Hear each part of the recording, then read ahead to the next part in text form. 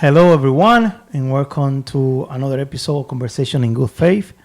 And this is a podcast created to share our faith, the story of our special guest.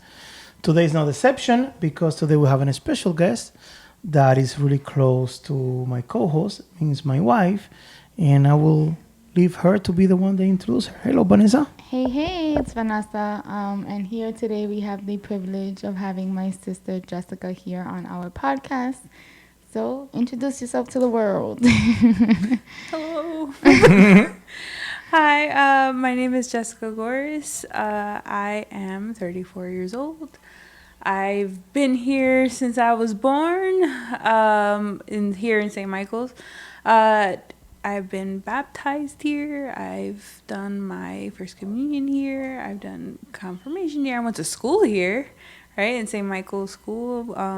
And I'm the 9 a.m. Mass cantor that you guys hear out there. And for those who believe still that there may be more than just one, no, it's just me and a recording on YouTube.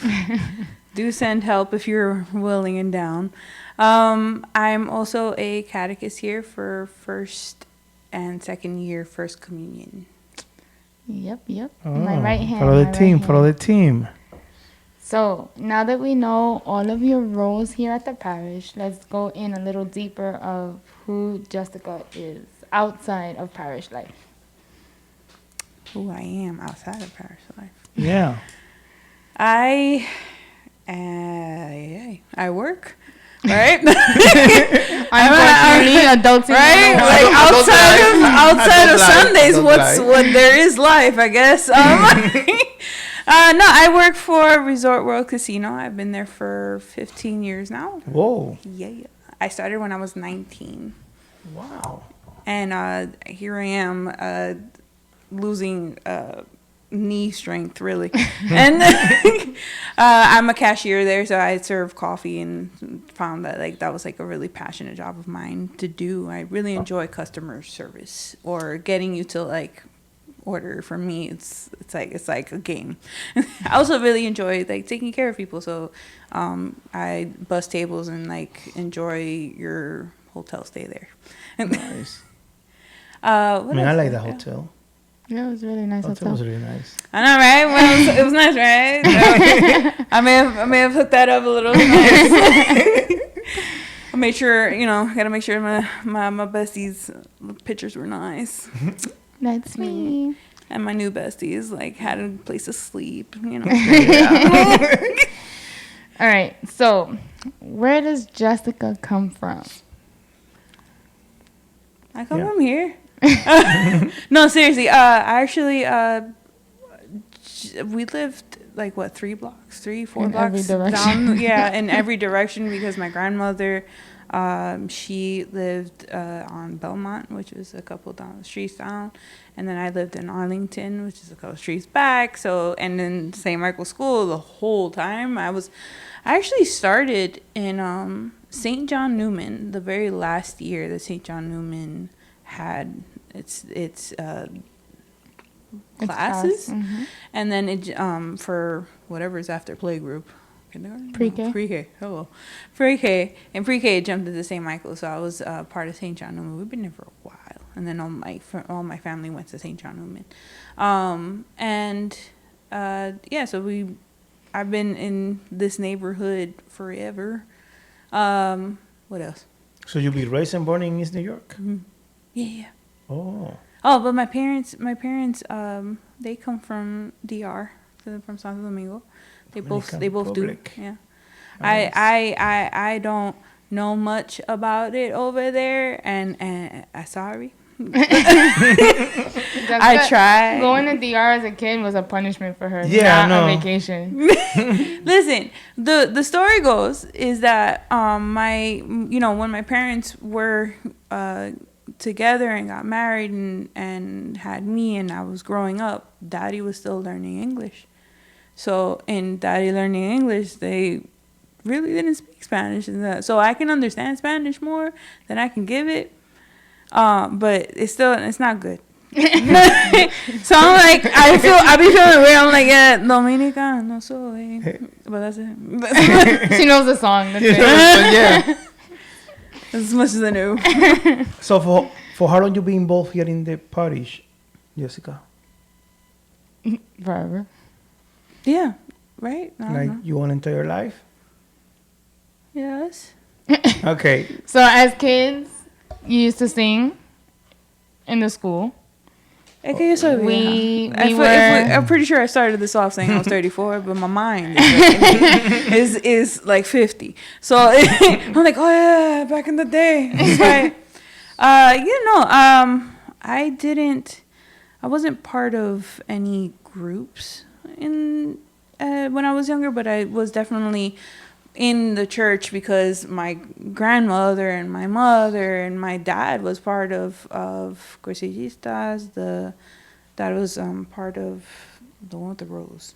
Emmaus? Back in the 90s. Yes, Two yeah. different. There was an Emmaus in the 90s, and then I wasn't part of those, and I wasn't part of Jornada or anything like that. So I was just part of choir with grandma. And that's just like enjoying my grandmother singing and going back and forth. And my grandmother and my mother were catechists, so I would be in and out doing catechist things with them or enjoying like sitting there, or because where else was I going? Okay. But at what age then you starting to get involved in, I don't know, the ministries or the program in the church, because you was an altar server for many years. Yeah. You see, I'm doing my investigations. That's right. Yeah. Yes. I contact the FBI. They send me all the info that I need to know. We sure were. Talk to 2 or 3 chimoses of We the were church to we give were me more literally details. the only 2 altar servers from like 3rd grade. Yeah. Because about high we had a lot of altar servers, but then they aged out or like went to college and Like there's no age to age out, but everyone just like once they graduated from like the school here, They gone. they kind of like left the parish because like a lot of teenagers, once you do confirmation, like they're like, all right, I graduated. It's still happening That's to why today. that's why we always tell kids like confirmation is not graduation from the church. Like that's not what that is. we've done our business. Yeah, so a lot of them, they did confirmation, then they graduated 8th grade, and they were like, all right, I'm out. So Jessica and I were like the last one standing. Yeah, and forever. then it got pretty constant. Okay. Constant. There's a joke in my family where my phone would always be ringing in the mornings, like, you're coming, right? You're coming. Jessica, son las 7. Jessica, son las 7:30. And these are the monjitas that were working here. They would be calling because they're like, you're coming, right? We need you. You're coming, right? I just, it was a lot there. But there was when I went to high school, I took a break from St. Michael's in that way because it was Why? convenient. I guess I don't know. Why the break? I mean, it's good to people to know because some people feel, I don't want to say judged, but they feel guilty because in a part of their life they was really good coming to church. Then they came into the portion that they separate themselves from church for a little while. Then they come back and they feel like bad about that they separate from church for a little while and come back. And, people need to understand that happens to most of the people. It's normal to most of the people to happen. Why exactly happened to you that you just separate yourself from church? I guess looking back, if we went, like, because we're all piecing the pieces together for Jessica, because I'm like, oh yeah, that's right, I did do all that. Looking back, I wasn't a part of any group here, and there wasn't anything really attaching me here once I graduated from St. Michael's. So like there was in me just like searching to even try to be around. I wasn't, so all I really had was altar serving. And it became quite the job like I said, because it was just me and us left. And respectfully, I had a fight with not a fight, an argument. The fight, I feel like it means that we were like with Thrown hands. I had a disagreement with a monja at the time, and I had come in, and they had, again, the memory is that it wasn't just that they were calling me. It was because people stopped coming, and when people stop coming, they know that I will come for you. And they called me in, and if you're calling me in, I'm not ready, and so I'm gonna wear whatever's there. And sometimes the altar serving things were too tall. And I was allowed by the padres at the time to like grab one of their wires to We used to tie it around here and to like fold it over so that I wouldn't trip, and especially when we had incense or things to hold. And she saw me doing that, and she kind of flipped her lid about it. She was just like, "How dare you? You're not allowed." And I was like, "Oh no, yeah, I certainly am." Like, I was like, "I don't know." Like, I thought it was like a miscommunication. This is literally our common practice. Yeah, we're like, "Yeah, no, this is what it is. Like, this is what we have to do." I actually thought that she just didn't know that it was too long for me. No, she was literally telling me that it was extremely wrong of me to open that cabinet, to touch any of their things, to use any of their things. So I was already at wit's end with all this. Like, I felt like going to church was more of a job than it was to praise. To pray, yeah. And so when she did that, especially since she, in my eyes, was a person of power and thing, I was just like, I'm done. I have to go. And I walked up to the other altar server that came and I said, "Hey, I know I just got here, but I'm leaving. You're on your own. I'm so sorry. Goodbye."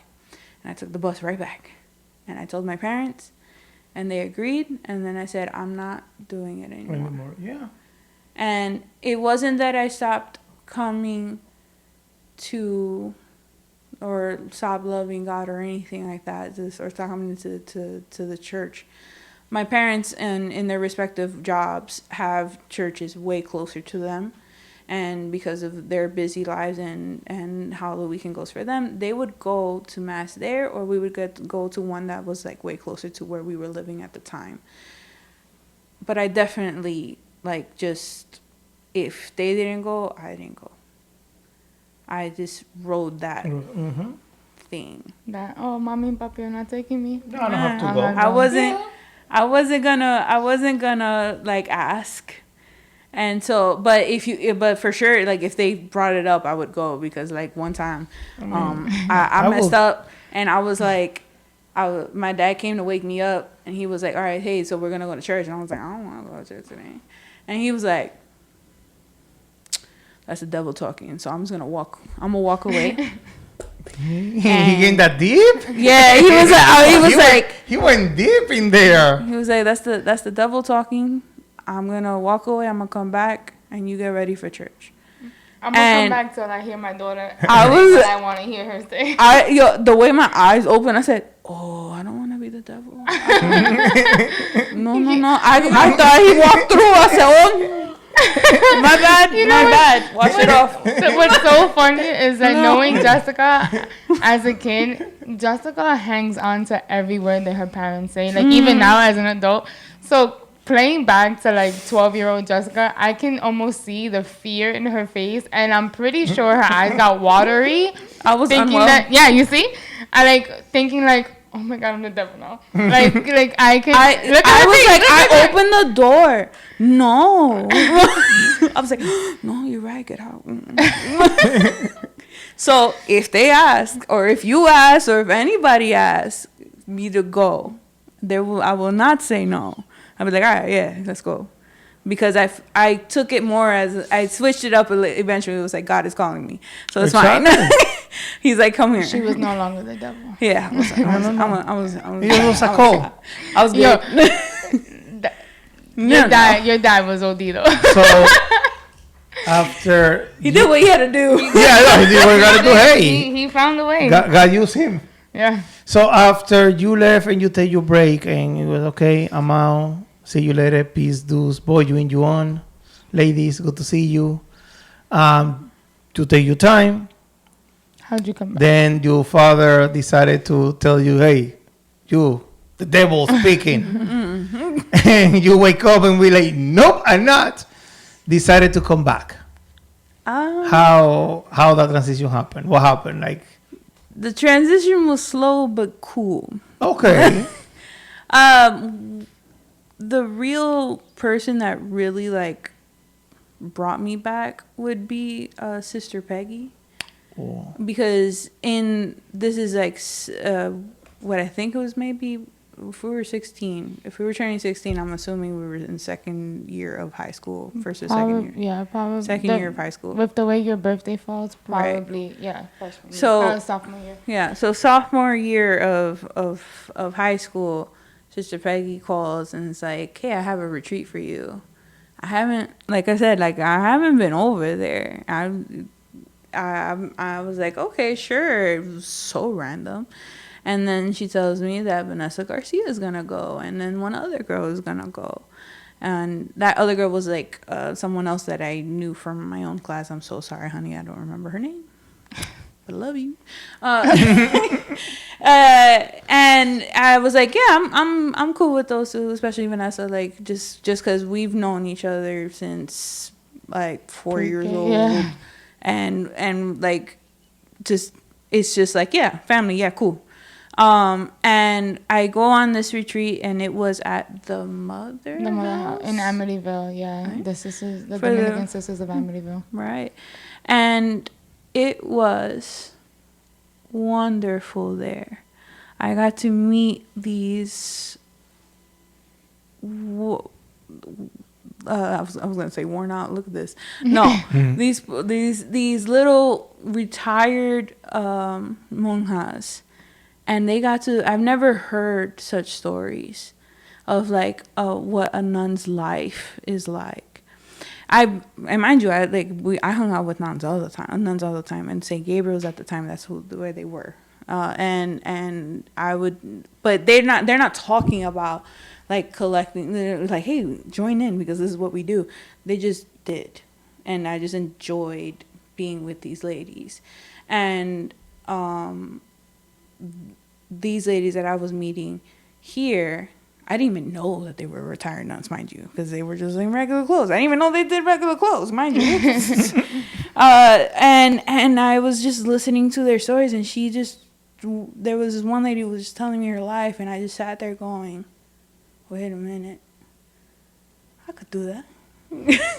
That seems such a peaceful life.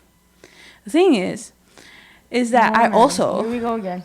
I also was with Vanessa. And the Vanessa, in the absolute beauty that she is,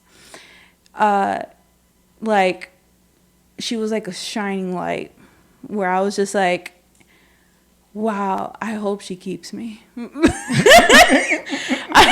I was learning friendship in such a way that I was just like, I like this. This is cool. I hope we're cool. And then like in that retreat, in those which was like 2 nights. Yeah, it was just like a 2-night yeah. retreat. I actually had this thing where I was just like, I'm learning about one way I could go, and then I'm also like, hey, would you come to my Sweet 16 party? Please. Well, I didn't have a party. I took her to Disney. I went to Disney for my Sweet 16. Nice. And she said yes. And it's I have never regretted going that way. It's been my greatest honor getting to have kept such a person in my life. I'm gonna get emotional now. So this is the thing for me. Be careful. When I hear about the what do you call it, monjas in English? None. A nun. The Right, nuns, because I couldn't the nun's life. remember. The only reference that I have is Sister Act with my Whoopi goodness. Goldberg about the monk has I- life. So number one, and I gotta be honest, I never know that they can retire. Right. Never know in my life the nuns can retire. For me, they will be doing the life with the black habits, things forever until the day that they die, that this woman die, and that their job is like what the movie show, wake up at 4 o'clock in the morning, 5 o'clock in the morning. I know what it means wake up at 4 o'clock in the morning now. To pray. To pray. Right? Because first thing is pray, eat breakfast, do some work, Let's probably pray again. pray, do something, pray, eat, pray, go to mass, go back to their home, go to sleep. So That was my perception. Again, sorry for my misunderstanding or lack of Because information. it was mine too. It's fine. And the closest place that I saw nuns was Upper Highland Boulevard when they have a house in there, the Carmelites. the Carmelites. And I went over through the police department to just check on some complaints. And what I saw it was the God having in glory, the handyman in the house that I meet on that day. And we talked to the superior mother or mother superior, whatever title it is, through a wall. Yes, because those We a little hole. We So don't. I never Carmelites- saw them in person. Right. So there's different. The same way that there's different orders of priests, there's different religious orders. So there's contemplative nuns. There's like the Carmelites. You never saw them At all. because they lived up there. They did not leave the convent unless it was just like for doctor's appointments and emergency. Yeah. And you never saw their faces. When you did go up there, you spoke to them through a wall. When they went to mass, they had a corner where we could not see them. We could hear their lovely voices while they sang. But that's their life. They have a life of prayer. They stay inside. Now, like Sister Peggy, who was our principal. Do you know that even with that, it never registered? You never clicked? It That's wasn't. what I Sister said. Peggy She did never it. wore a habit. She did I I found out have now two- that Sister Peggy was a nun. I didn't believe that She- Sister Peggy was just a regular lady called Sister Peggy. She did she did we did like a party for her, and they put a picture of her in her habit, and we're It like, was what? Her jubilee, her jubilee. And Sister Peggy will tell you to this day, I swore that she was gonna like come back and jalame la pierna when we did her wake thing, because of course I put like 2 pictures of the collage of her in her habit, but she absolutely hated her habit. I think she wore it just the day of her vows, and like then after said, that was like never "It's again. okay." So- And she hated it. And every time she saw that picture, she would be like, why did you use that picture? For her jubilee, she went up, why is that picture up with her Wow. finger? So funny fact about the trip to Amityville, Virginia Kleins, we all know Yes. Virginia, The Virginia also was a nun? no. Oh. But Virginia Her wanted sister. to be a nun. Her Oh. twin sister sister. was a nun. I didn't know that That's Virginia the had... confusion that I always have because I didn't know that Virginia had a twin sister that looked exactly they like live her. in the same house. No, did not live in the same house with her. So she lived in Amityville. So Jessica and I are in Amityville. And you saw. And I see her walking, and I'm like, Virginia. Because again, she didn't wear a habit. Igualita de bajita, same little hunchback, same clothing, you know, and they were identical twins, same haircut, everything. And I'm like, Virginia. And she kept walking. Yeah, because And I'm like, man, like, what the hell did I Rude. do to this lady? They're like, she's not saying hi to me. Like, and I'm like, Virginia. We go to have dinner. Remember all the Yes. the nuns, they ate all the ice cream because they were like, we all got ice cream. And they're like, are you going to eat that ice cream? Because they only got ice cream when, like, we went. So none of the kids had ice cream. We all gave our ice cream to the mojitas. And I'm looking at her, and I'm like, man, what did I do to this lady that she's not saying hi to me? We come back on Sunday, and I see Virginia on Monday. I'm like, Virginia, I was calling you all weekend. Why? And she was like, what are you talking about? I was here all week. And I was like, no, I saw you. And she goes, that was my twin, not me. And I was like, oh, well, that explains why she didn't turn around and say hi to me, because I'm like, and I'm like, Virginia knows who I am. Like, I'm with her in the office all the time. But yeah, so she had an identical twin because the twin passed away. Okay. Who was a nun. So you guys went to Amarillo when it was a nun's house retreat, something? It's their mother house. So it's the mother's house. Where all the retired nuns, because you got to remember, back in our day and in their time, a lot of nuns were teachers. Yeah. Majority of them were teachers, especially, so the Dominicans, they're orders of preachers. They're known for teaching. Mm-hmm. So a lot of them, once they retire from teaching, that's it. They just go live in community. And they still do things like, maybe not as strict as Sister Act or whatever, but they live in a life of community. So they do prayer together. They do this, they do that. But, yeah. Again, for me, all of that was new. It's the same thing with the priest. Yeah, for me, all of that was new because, they're allowed to the kids to go over for the weekend, be with them. And I was like, oh, this is a kind of modern nuns now. It turns out, there's quite a few flavors out there. That's what I said. We learned in our we go to a conference called Seek Focus, right? Mm-hmm. And we go in the first year of January, and our first year going was in St. Louis, and they have this convention center in this area where they have like, okay, everybody has like a stand to like, hey, this is our order for priests and for the religious orders. The religious orders. And we go, and it was like you like collecting Pokemon at this point, because I've never seen so many different color habits, different shaped habits. You didn't have the hat. It was so many that I literally went, me and Vanessa had like a whole moment of like, when Ness realized, she was like, why don't you go talk to them? I had never known. Jessica was like scared. It was super overwhelming because you're in a convention center and half of the convention center is just religious orders between priests and nuns. And then they talk about like their different lifestyles and stuff. And Jessica was like, I like that habit. I've never seen that habit. Oh, that's a pretty color. And at this point, she's just like literally and I'm like, go talk to them. So contrary to the belief of I'm the reason why you did not become a nun, because that's what you kind of originally stated. I was actually pushing her to like go and get information, because I always backtrack a little. We did this retreat or whatever, or fast forward a bit. When I became DRE, I asked Jess to come back and be a catechist, so she could. Okay. But it was because we grew up serving together as altar servers. She grew up singing. Like, we grew up here in the church together.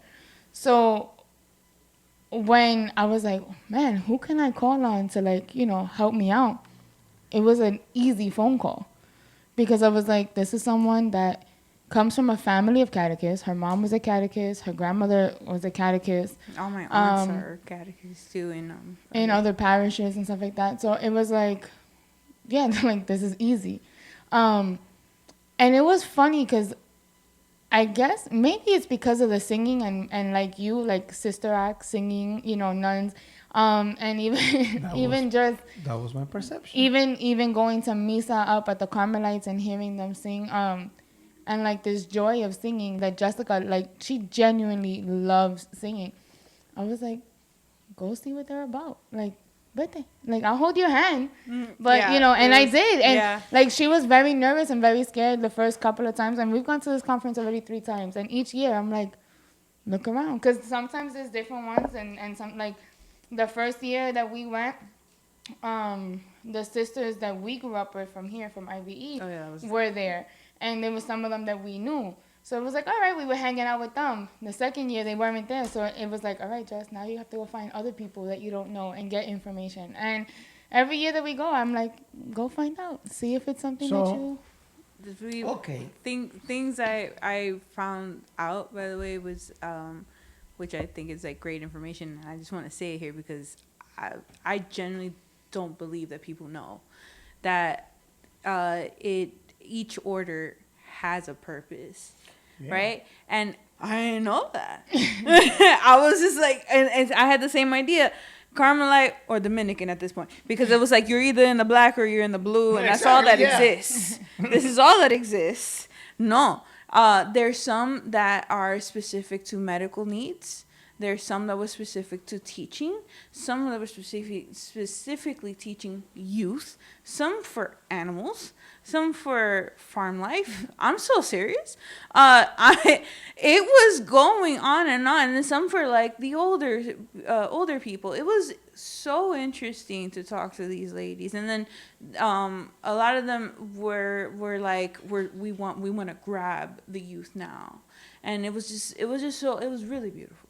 And interesting to see that, to know that now I know when you see pictures and they're like, oh yeah, this is Sister Mary Agnes for da-da-da, and I'll look at their habit now, and I'm like, there was different ones. It wasn't that like different times, like I'm like thinking of like that clothes change around time. No, it's just that was what the order wore. Like that was their purpose. I thought it was so cool. Okay, well, you guys went to the retreat, because Sister Peggy put a little scene there to make you guys go to the retreat when you guys like get closer or whatever. But that still not bring you back here at St. Michael's. Right. You came back here at St. Michael's was way after Vanessa became to be the DRE and called you and said, hey, Jessica, do you want to come over and teach Yes. So Carlos in here? Vanessa did try though. I can like I said, I didn't say no, because Ness is part of many prayer group and things here. What's it called? Prayer groups? Different groups. Different groups. ministries, yeah. Different groups and ministries. And she would always invite me to wherever she was going. And for the most part, if I was allowed to go, I would go just to see. But never joined anything. So, and again, if you weren't telling me to come, I wasn't coming. But no, I didn't. It wasn't until Ness became a DRE and she gave me the phone call. And I thought it was really, really funny because I could hear. I could. I was like a witness of being dragged. It wasn't. Oh, hey, I've come to get you. It was, you have no choice. It was one of those The calls. Lord is dragging you back. At least you said the Lord and not Vanessa. No, it wasn't you. You were a piece of Because, it. I'm getting bashed over here. No, you were obviously you made the DRE and you made the phone call. At the time, catechism was happening on Saturdays. Wasn't off. I in hotel work, you work Sundays and Mondays and things like that. So Saturdays and Sundays you work. So I was off Sunday, Monday, and I thought I was like, well, yeah, I could help, but I also I don't know about what time were you doing and what time were you thinking, and all of a sudden she's like, oh no, we're actually changing it to Sundays so that they can smoothly transition from let's all go as a family to mass and then class, and then you have the next mass class. And I was like, of course, okay, yeah, I got it. I will be there. I will be there because there was how do you say no? I mean, when the call is there, it's hard for you to say no. Even she said it. She said just now. She's like, she's like, it was such an easy call, and I was like, even I could see that it would have been an easy call. Yeah, no, definitely. I mean, so I guess now you said yes to me, but then you've since then have taken on other responsibilities. So yeah, you became cantor within the last 2 years or a year and a half maybe that you've been doing. I don't remember because Father Martin. It's whenever Father Martin. Yeah, so Father Martin came and asked you to be cantor. Right. And now you took it upon yourself to be a part of Jornada. Yes. Something that her whole family did, but she didn't do as a kid. I'm finding out that my whole family did it. At this point, I just started asking around, how about you? You do it? Because I don't complain because I'm not part of any group. I love Ornada to death. I see the things that they doing with this youth is amazing. Yeah. The things that Father Jose, which is a person that I have a lot of love and respect, is doing, is amazing. But I don't feel a person that can be part of no group. Yeah. Honestly, You don't. He Me? doesn't feel like he can be a part of the group. yeah, Oh. I don't. But you've made the decision. But now you to, made a decision to really be part of There is one of them. Yeah, there is a reason why I've decided now to do it. So in an ideal of like, yeah, Ness brought me back. It's more of like why I stayed. I Okay. stayed because being given the role of catechist, I was like very scared to mess up anything, so I just made sure to study up, and then getting to know these kids and then getting to do actual teaching. Like I got to see more and more of my own religion growing, right? And then as I'm growing, again, I'm not part of anything here. And before the singing, I was just coming here and going home, and then at work. And in those moments in life, because life happens when you are supposed to go, God help me, I felt so lonely in the fact of like in my everyday life, unless I'm here, I don't have that. And it's like it was a moment of like when Jornada was like recruiting, and someone came up to me and was like, "Are you going to Jornada?" And I was like, "No, girl, nobody's ever, called on me for that. I've never even considered going since." And she was just like, "Well, today's the day," and drags me through. I realized I was like, "Oh, another drag. Like, come have your community here." So it was like, I'm joining for the community of you guys think like me. If I go, oh, thank God, everybody will go, amen. And it feels so good to hear that. It just does. That's So great. as we go to wrap up, my last question, I guess, would be, is what do you want to see in the parish? What do you want to see change? What do you want to see grow? Your mission has changed, like you just said, the impact of wanting to learn more so that you can be the example. What do you hope in your life as a catechist, as a cantor, and as you bring kids closer to God, because that's what you're doing by teaching them? What do you hope to see in the parish? I love it here. I very much do. And I very much understand, as for my own self, what burnout feels like, or if like just like feeling like I'm just here to be here. I hope that we find a way to remember to talk aloud, to show your participation to everyone. It's like it's been jarring to me in teaching these kids how much they don't actually know, and then I tell them, well, watch, pay attention during mass, but it's hard when you know that others are just sitting there. So what I would like for people to change is to participate louder. You are participating. I'm not saying that you're not.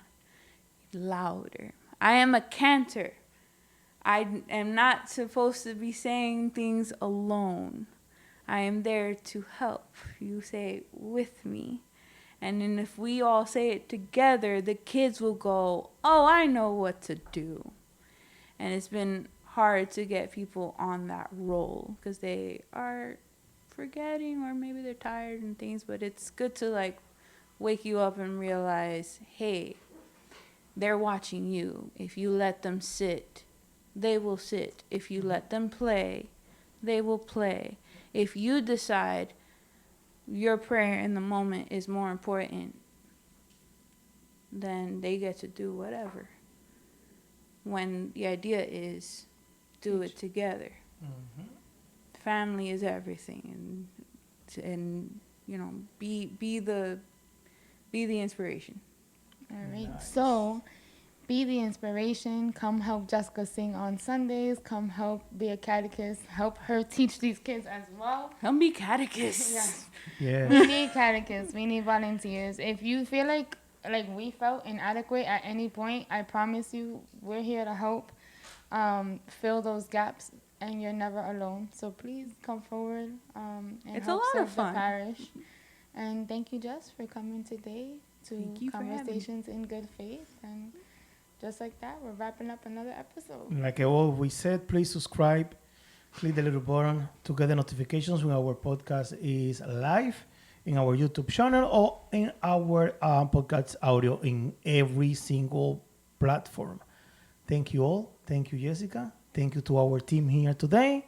And we will see you soon in our next episode. Bye. Bye bye.